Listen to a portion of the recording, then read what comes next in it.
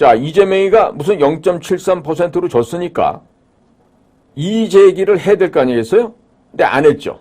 그러니까 이 같은 잡범이 이의제기를 안 했어요. 안 한 이유가 있습니다.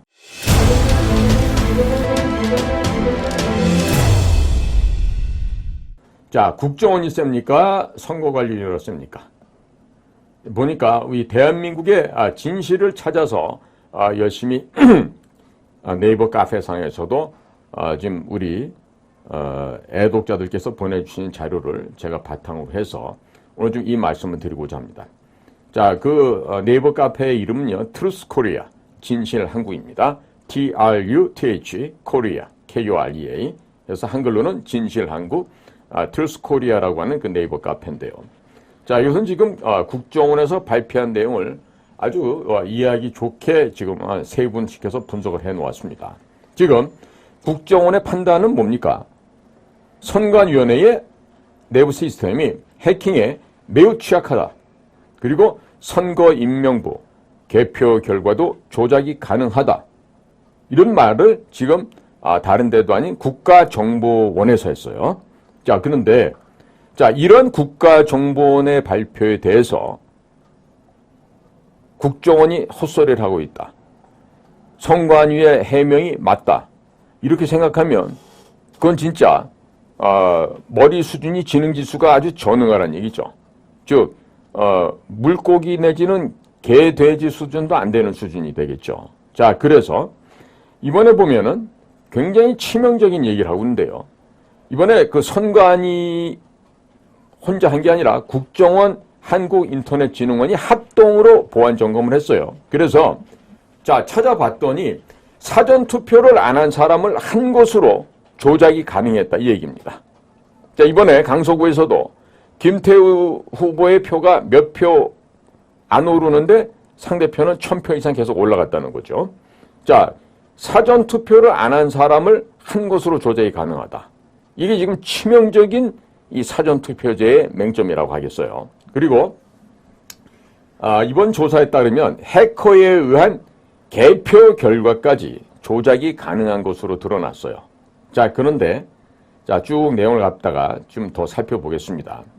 지금 국제적인 해킹 조직들이 통상적으로 사용하는 해킹 수법을 통해서 선거관리위원회의 내부망 해킹이 가능하고 사전투표 및 개표 결과를 포함한 선거 관련 시스템 조작이 가능한 것으로 드러났습니다.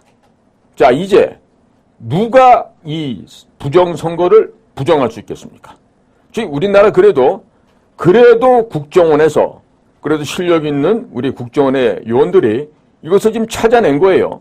자, 그러면 국정원 혼자 한 게 아니라 선관위도 참여하고 한국인터넷진흥원도 합동으로 이 보안점검팀을 구성해서 거기에다가 국회 교섭단체에서도 추천한 여야 참관인들의 참여하에 지난 7월 17일부터 9월 20일까지 보안점검을 실시한 결과예요, 이게.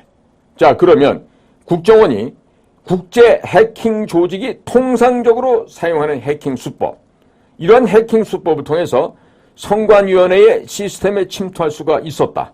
그리고 북한 등 외부 세력이 의도할 경우 어느 때라도 공격이 가능한 상황이었다라고 결론을 내렸습니다. 다만 국정원은 과거 선거 시스템에 대한 해킹 공격 여부에 대해서는 이번 조사 대상이 아니었다고 했죠. 이 왜 이번 조사 대상이 아니었겠어요? 선관위에서 버틴 거죠. 끝까지 2020년 4.15 때 벌어졌던 그 자료들은 못 내주겠다고 버틴 거예요. 버텼어요. 자, 그러니까 당연히 4.15 관련된 상황들은 그 선거가 부정이었는지 정직한 선거였는지 수사해야 되겠죠. 그리고 동시에 지난 3구 대선에서도 자, 이재명이가 무슨 0.73%로 졌으니까 이의제기를 해야 될 거 아니겠어요?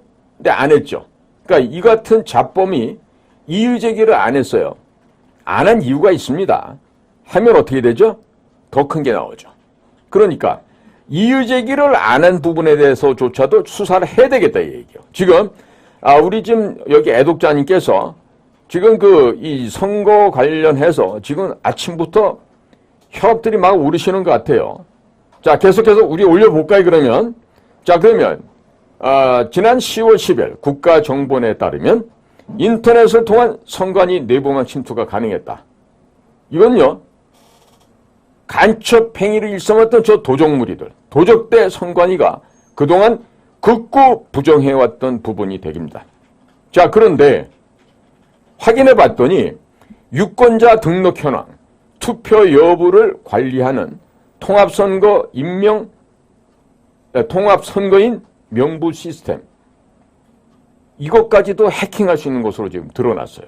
그러니까 사전 투표한 인원을 투표하지 않은 사람으로 표시할 수가 있고요. 또 사전 투표하지 않은 인원을 투표한 사람으로도 표시할 수가 있고, 또 존재하지 않는 유령 유권자도 정상적인 유권자로 등록을 하는 등 선거인 명부 내용을 변경하는 것이 가능하다는 것이에요.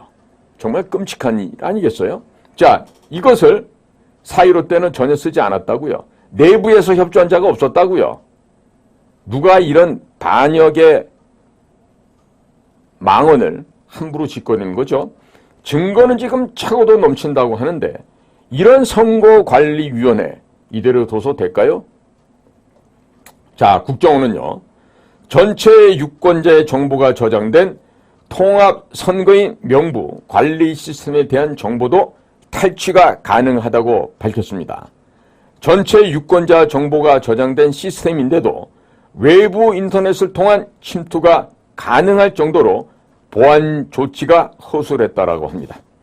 국정원은 선거인 명부가 해킹에 의해서 어떻게 바뀔 수 있는지 직접 시연을 했는데 투표용지 수령인에 이름이 표기된 특정 유권자가 실제로는 투표를 했으나 투표하지 않은 것으로 변경이 가능했습니다. 사전 투표용지에 무단 인쇄도 가능했습니다. 실제 사전 투표용지와 QR코드가 동일한 투표지에 대한 무단 인쇄가 가능했는데 선관위 기관 도장 등 용지 기재의 정보가 탈취가 가능했다는 점입니다. 이게 지금요, 대문을 활짝 열어놨다는 얘기입니다. 참 한심한 일이 아닐 수가 없어요. 자, 그런데 이 국정원의 점검 과정에서 인쇄 테스트 프로그램을 통한 사전투표용지에 대량 인쇄가 가능했다고 합니다. 사전투표소에 설치된 통신 장비에 사전에 인가된 장비가 아닌 외부의 비인가 USB 등과도 연결이 가능해서 내부 선거망으로 침투가 가능했다고 합니다. 자, 이 정도면 선거관리위원회는 폐지해야 됩니다. 없애버려야 됩니다. 또한 부재자 투표의 한 종류라고 하는 선상투표인 경우에는 투표자가 누구를 찍었는지도 알 수 있는 것이었습니다. 알 수 있었다고 합니다. 저게 뭐예요? 비밀투표 아니에요. 비밀투표가 아니죠. 어떻게 이런 식으로 운영할 수가 있습니까? 항해 중에 선박에서 진행된 투표인데 투표용지가 팩스로 선관위에 전달되는 방식으로 투표가 이루어집니다. 선상투표지에는 유권자 정보와 투표 내용이 모두 표기되어 있는데 통상적으로 암호화 처리되어 시스템에 저장된다고 합니다. 그런데 이번 국정원 점검 결과 해커 공격으로 투표에 임한 유권자의 인적 사항 및 투표 내용이 모두 노출이 가능했었습니다. 국정원은 이 과정 역시 예시로 이 언론에 직접 보여주기까지 했습니다. 자, 이 얘기는 뭐죠? 개표 결과도 조작할 수 있었다는 얘기입니다. 즉 4.15 부정선거에서 나타난 수많은 불가능한 그런 개표 결과는 무엇이다? 부정에 의한 결과였다.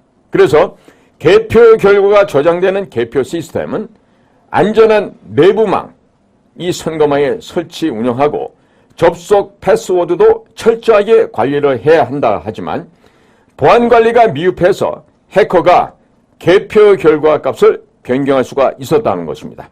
국정원은 외부 인터넷망을 통한 개표기기 접근이 가능했고 이것을 알면서 부인을 해온 선거관리위원회는 해체뿐만 아니라 전부 다 사형시켜야 됩니다. 국민을 속이고 우롱을 해왔습니다. 그 선거관리위원장이었던 대법관이라는 자들, 또 각급 집안 법원장을 하면서 지방선관위 위원장을 해왔던 판사, 이자들은요, 모조리 감빵 정도가 아니라 사형을 시켜야 될 것입니다. 전국의 개표 결과가 저장되는 저장소가 안전한 선거관리위원회 내부망에서 운영되지 않았다며 득표수 변경이 가능했는데, 이러한 취약점을 방치하면 해커에 의한 개표 결과가 그대로 개표 방송에서 방송이 된다면 선거에 커다란 큰 혼란을 초래할 수 있다고 했습니다. 또한 투표지 분류기에서는 외부 장비, USB 등을 접속을 통제해야 하겠습니다만 비인가 USB를 무단 연결하여 해킹 프로그램 설치가 가능했다고 합니다. 이를 통해 투표 분류 결과를 바꿀 수 있었다는 것입니다.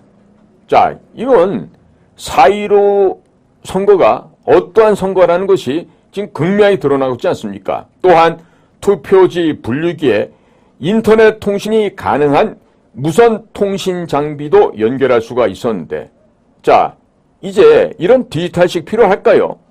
필요치 않습니다. 아날로그식으로 해야 되겠죠. 대만이나 프랑스, 독일, 오스트리아 같은 유럽 국가들이 하는 식으로 아날로그식으로 선거 끝나고 나면 바로 그 자리에서 수개표하는 것이 필요하다고 봅니다. 자, 이런 방식을 통해 보안검증 프로그램을 우회했다고 합니다.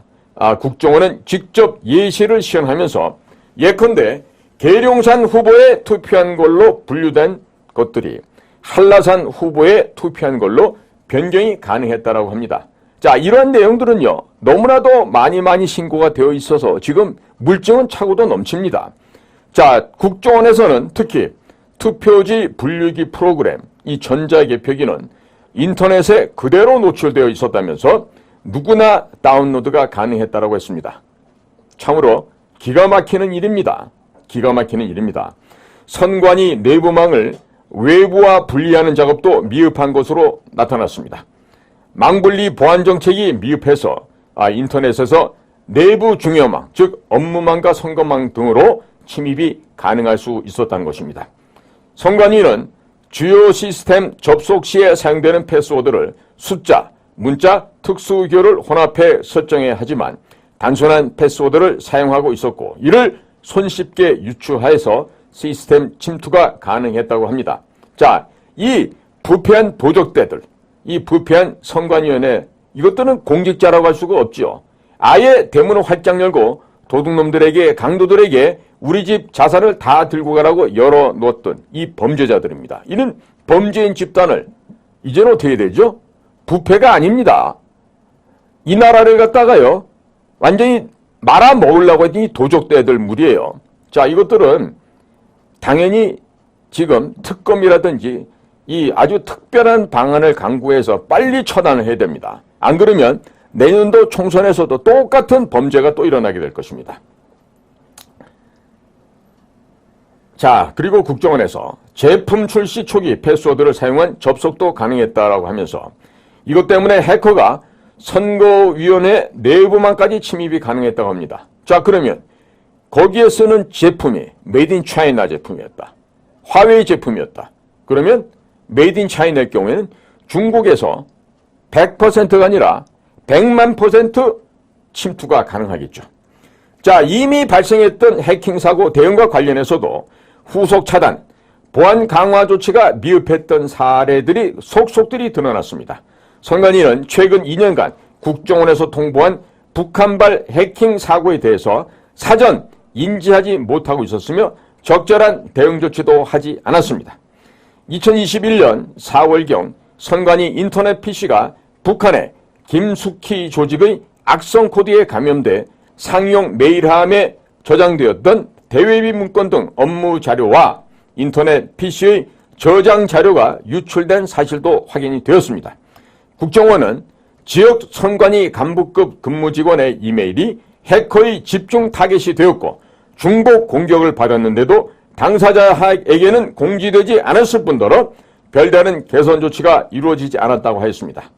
그냥 북한 계례와 한 통속이었던 것으로 입증이 되었던 것이죠.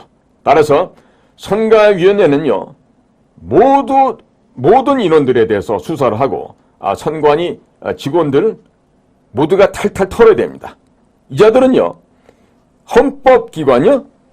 감히 어디다 대고 헌법기관이라고 헛소리를 삑삑해야 되는 겁니까? 자, 국가정보원이라고 하면 헌법기관이라고 할 수 있겠지만 이 선거관리위원회는 헌법기관이 아니라 도적놈들의 양아치 건달들의 집합체이고 집안 식구들, 공부 못하는 자녀들을 거짓으로 공직에 취업시킨 범죄자 집단들이었습니다. 이것들은 절대로 그냥 둬서는 안 되겠습니다.